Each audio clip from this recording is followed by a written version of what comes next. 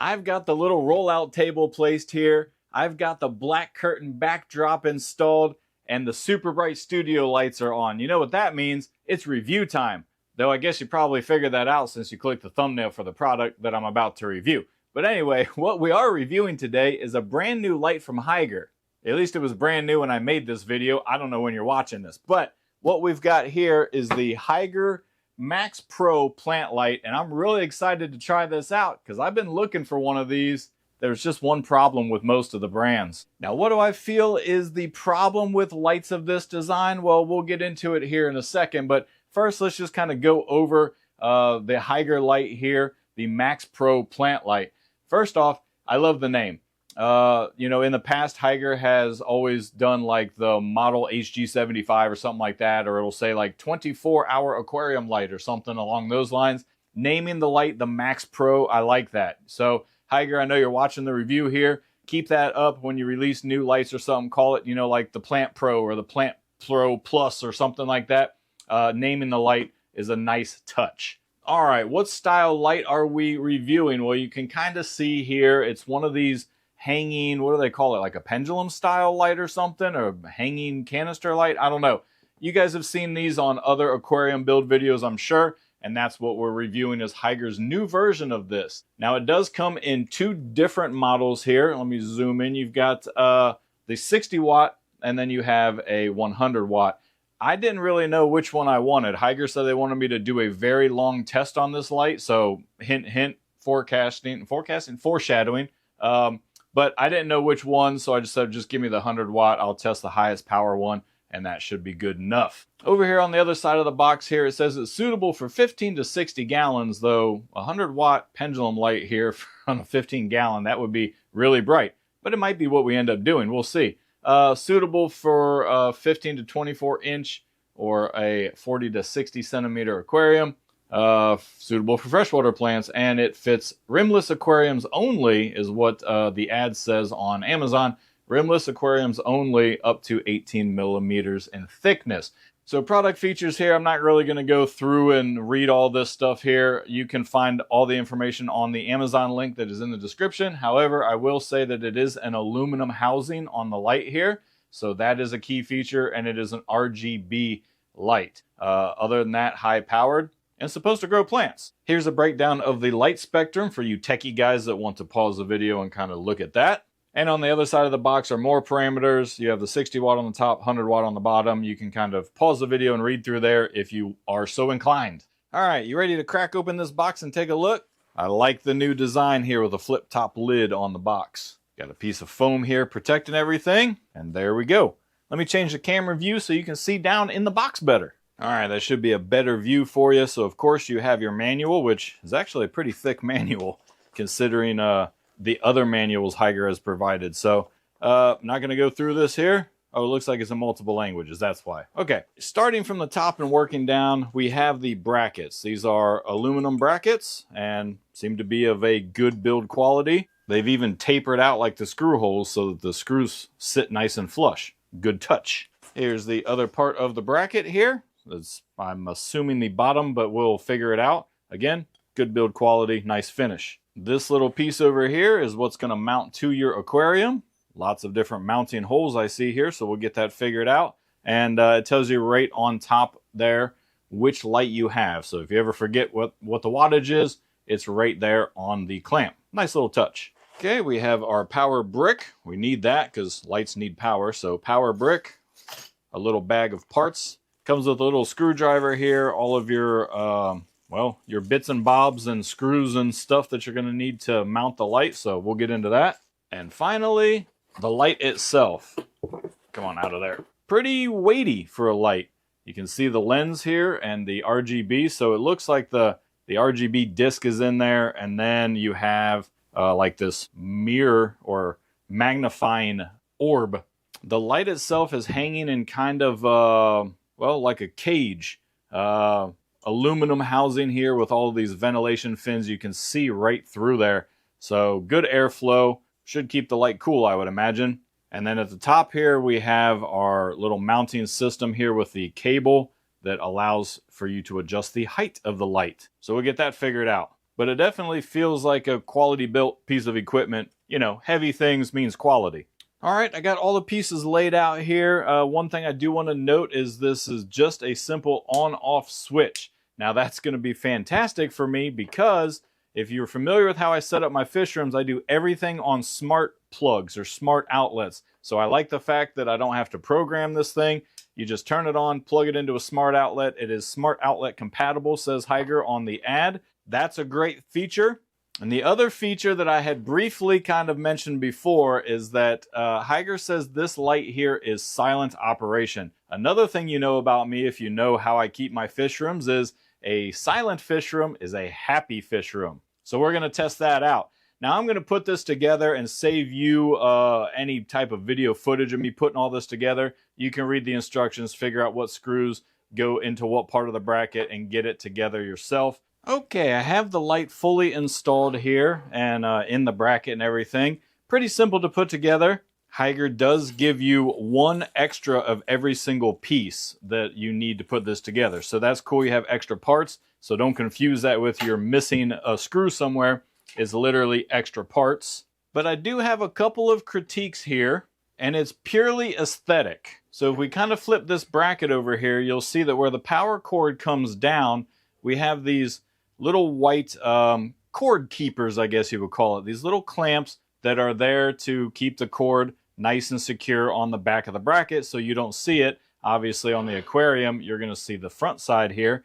So while I do enjoy this little detail, I wish they were black. They're like a clear plastic, and it does kind of detract a little bit. Maybe if you were putting these on the side of the aquarium, which I think is what I'm doing to test it, you may notice them and see them. But these little clear plastic clamps, there's one on the top that you're always going to see. Wish that was black plastic. So if that could be switched to black plastic, that would be cool. And then I guess while we're at it, if you're going to be making black plastic parts, the screws that clamp the bracket. These screws that clamp the bracket on there, you could just go ahead and do those in black too.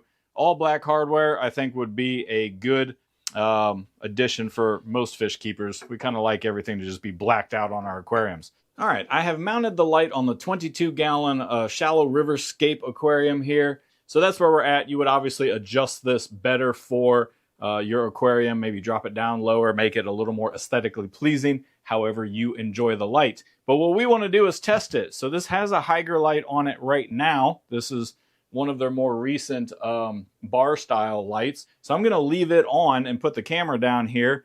And then we're going to turn on the new Max Pro light here, and we're going to see how it compares with both lights running at the same time. And then of course we'll turn it off. This one, I mean, we'll turn off. Okay, I've got all the other lights off in the room here. This is the aquarium as it sits with the bar light installed. I'm going to reach down and click on the new Max Pro light, and there's the difference. Wow. Okay, that thing is bright. First thing you'll notice is we're getting ripples, or what do they call that? The shimmer effect. Let me zoom in here. Maybe you can see that as the fish play around on the surface here. If I act like I'm going to feed them, maybe you'll be able to see the ripple effect. Well, I guess I could make the ripple effect myself, couldn't I? So just do a little of this. You see there on the gravel? Pretty cool stuff. Never had the ripple effect of shimmer. I keep saying ripple. The shimmer effect. Never had that before, but it is definitely way brighter. Look at the difference right in the middle of the aquarium there. I'm going to turn it off and turn it back on again.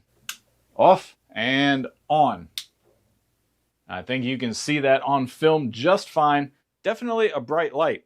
Now I'm going to turn off the bar light that is currently on the aquarium. So we unplug that.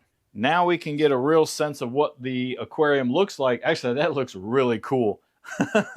That looks really cool. Like it is, it's got the center of the aquarium lit up and the edges just kind of drift into darkness, and it's perfectly framing the rocks. That's actually really, really nice. I might have to keep it on there. Okay, that's not what I was gonna do. I got off track here. What I wanna do is raise the light up and see what kind of spread we can get throughout the aquarium. So let me go ahead and try and do that. Okay, that's about as high as I can get the light there, and you see the spread is pretty good. If you get that light all the way up, you're going to be decent. This is a 3-foot aquarium here, 36 inches in total length, and it almost goes edge to edge. In fact, in the front, it does go edge to edge. So if you raise the bracket all the way up, you can light up a 3-foot aquarium. So that's pretty cool. And I am digging that shimmer effect on the rocks and stuff. That's pretty nice. Now, for the final part of this kind of setup and review, I've zoomed in on the light here just so you get a nice visual effect. But these lights all run off of a fan to keep that high intensity bulb cool. And as I had mentioned, one of the other ones that I tested, style like this, the fan was just stupid loud. I mean, it really was. So this one is pretty much whisper quiet. It's obviously not dead silent, but I'm going to be quiet here for a second at this distance. I am at the distance of the camera, and see if you hear anything. Now, I'm going to take the mic, and that's the reason I zoomed you guys in so you can see I'm not making this up. I'm going to go ahead and put the mic right next to the light here.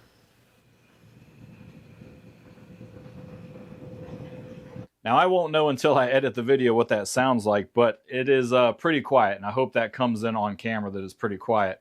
We'll go ahead and get you back down here. Look at that thing, man. That is, that's really cool. Now, if you made it to the end of this review, you must be interested in the light. And more so, you're probably interested in whether it grows plants. Because why else would we buy a light, right?